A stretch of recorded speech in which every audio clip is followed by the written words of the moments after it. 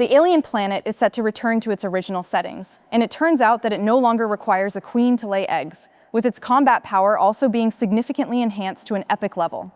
The true intentions behind the Genius Company's mind transfer technology have finally been revealed. Why hasn't the alien taken action to kill the protagonist's brother despite having multiple opportunities? Is it really just because of the protagonist aura? What special meaning does baseball hold for old Joe that he is willing to risk his life to stay there? With these questions in mind, let's analyze the second episode together. The plot continues from the previous episode. Hermite and two other soldiers on the Machino continue to search for survivors inside the ship. Hermite keenly picks up a sound behind them and turns around to see that the alien has already targeted them, ready to attack at any moment.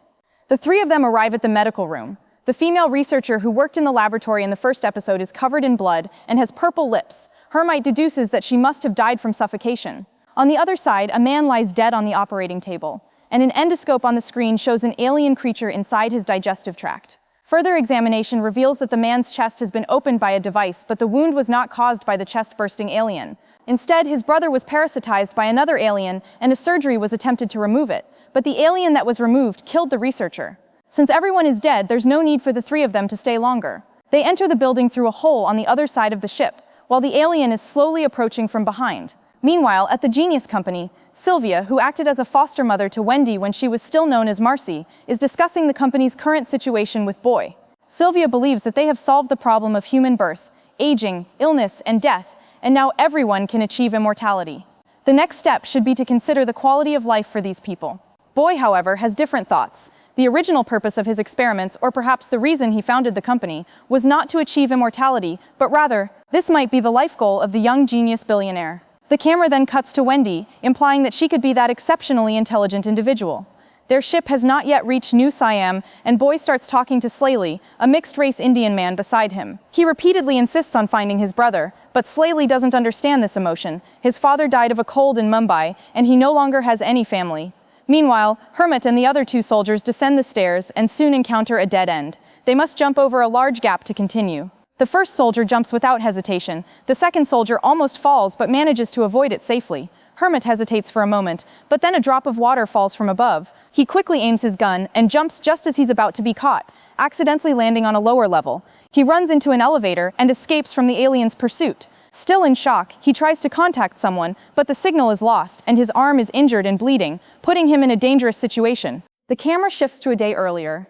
Hermite wanted to submit his resignation to go to Mars and continue his studies in medical engineering, but the cold artificial intelligence informed him that his contract was still valid for 7 months, and his resignation was not approved. Hermite was very frustrated and started to get angry at the AI, saying, "Otherwise you'll suffer the consequences." This was a line from the animated series Ice Age, which he and Marcy loved as children. Wendy, who had been watching all this, touched the tablet screen with her hand and said, "What consequences do you want us to suffer?" She had taken control of the AI and connected it to her brother's conversation, echoing that line. The boy who had been observing Wendy was also stunned. This little girl had actually learned to modify code from a distance on her own, a capability that exceeded his imagination. Meanwhile, Hermite's application was still rejected, and he could only continue to work hard for the company. Back to the current timeline. The spaceship Wendy was on finally arrived at the company headquarters. As soon as she stepped off the ship, she felt signal interference, and her mind was filled with noise. Entering the temporary rescue headquarters, a soldier explained the situation. The headquarters building had 80 floors above ground and 20 floors below ground, with all communications blocked. The risks of radiation and fuel explosions were extremely high, making the situation very dangerous. While speaking, Wendy kept using her hands to control the monitoring screens to search for her brother's presence. Once she found him, she headed straight for the building without looking back. Kirsch ordered Slaley to follow Wendy, while the other 5 people formed another team and also entered the building. On the other side, a character who is frequently mentioned in the Alien universe but only briefly appears at the end of AVP2 finally makes a formal appearance in the main storyline, Tengaku, the boss of the Verland Tengaku company. He calls Boy and says, "If you're asking where Verland is, well, he's been dead for over 20 years. Tengaku's request is simple. He wants Boy to help him by sending his rescue team to retrieve the people and samples from the spaceship, and he will compensate for all the losses." Of course, Boy isn't easily fooled. He knows that what's on the spaceship is more complex than it seems, and could be a powerful leverage against Tengaku. So he warns Tengaku, "Sending troops into New Siam without authorization is illegal. If you need anything, contact my lawyer." Then he hangs up the phone. The camera switches back to the spaceship. The five-person team makes a discovery. A huge, bud-like creature suddenly appears in the center of the corridor.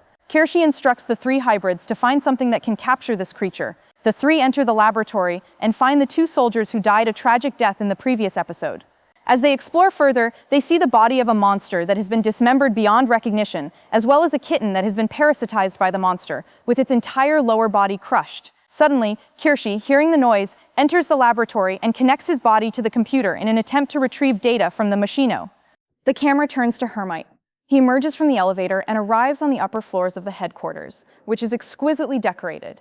Here, he meets another soldier, and for the first time, he has company. Hearing some noise coming from an apartment nearby, he knocks on the door, a very distinctive design from the 18th century European Rococo period.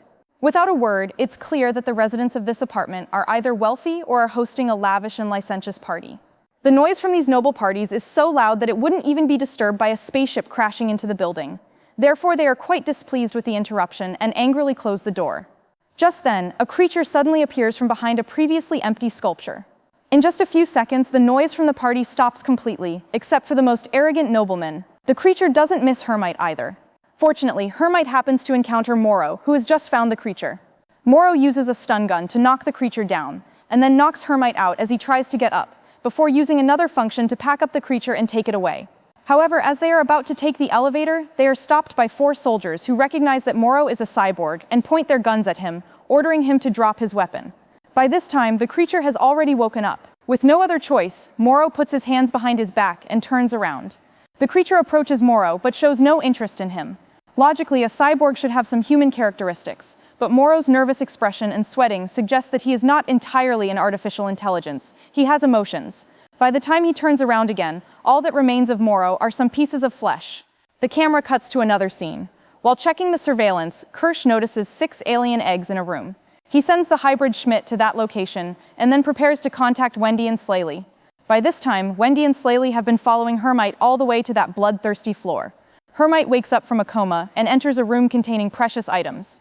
In the center of the room lies a signed baseball belonging to Reggie Jackson, the baseball star that he and his father used to admire, representing a cherished memory of their family. Just as he is lost in thought, Wendy appears behind him. Wendy can no longer control her emotions and is confronted by her brother again. Hermite, not knowing who she is, assumes they are just 2 ordinary survivors and steps forward to bandage Slaley's wounded face. Slaley says, "We don't bleed. If we do, it's white blood." Hermite then realizes that both of them are synthetic humans.